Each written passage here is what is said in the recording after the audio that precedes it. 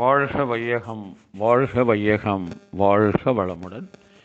குரு வாழ்க, குருவே துணை. மனவளக்கலை உறவுகளுக்கு கோபாலின் வணக்கங்களும் வாழ்த்துக்களும்.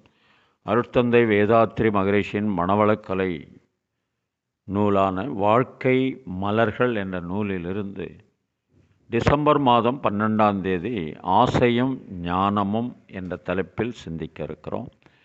ஆசையை அடக்கினால் அது பிதுங்கிக் கொண்டு வேறு வேறு துன்பங்களாக உருவாகும். ஆராய்ந்தால் பிறந்த இடத்திலேயே அது ஒடுங்கும். ஆசை நிறைமணமானால் மற்ற எல்லா நலன்களையும் பெறுவது எளிதாக சாத்தியமாகி வாழ்வின் லட்சியமே நிறைவேறிய ஓர் உணர்வு உண்டாகும். ஆசையின் மறுமலர்ச்சியே 6 குணங்கள்: காமம், குரோதம், லோபம், மோகம், மதம், மாச்சரியம். ஆசை தடைபடும் போது அந்த தடையை நீக்க எழும் ஆர்வமே சினம். ஆசையுள்ள பொருட்களை தனக்கு வேண்டுமெனவும் பிறர் கவராமலும் பாதுகாத்து கொள்ளும் செயலே கடும் பற்று, அதாவது லோபம். ஆசை பிற பாலை நாடி எழுந்தால் அதுவே மோகம். ஆசையானது பொருள், செல்வாக்கு, புகழ் இவற்றின் மீது அழுந்தி அதை கொண்டு மக்களை உயர்வாக அல்லது தாழ்வாக கருதும் பேதம் மதம். சினத்தை முடிக்க வலுவையும் வாய்ப்பையும் நாடி நிற்கும் ஆசைதான் வஞ்சம்.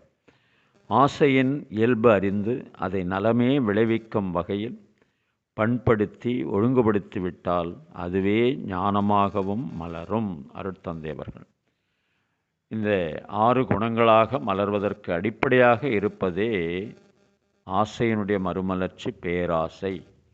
பேராசையின் விளைவே 6 தீய குணங்கள்.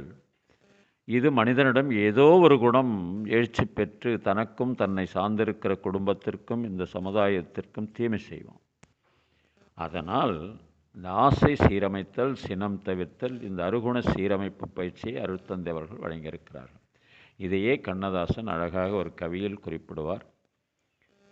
கண்களிரண்டில் அருள் இருக்கும், சொல்லும் கருத்தினில் 1000 பொருள் இருக்கும், உள்ளத்தில் பொய்யே நிறைந்திருக்கும், அதுவுடன் பிறந்தோரையும் கருவறுக்கும், பாயும் புலியின் குணங்களை இறைவன் பார்வையில் வைத்தானே, புலியின் பார்வையில் வைத்தானே, இந்த பாழும் மனிதன் குணங்களை மட்டும் போர்வையில் மறைத்தானே, இதய போர்வையில் மறைத்தானே, போயும் போயும் மனிதனுக்கிந்த புத்தியை கொடுத்தானே என்று சொல்லி சிந்தனையை நிறைவு செய்கிறோம். வாழ்க வளமுடன்.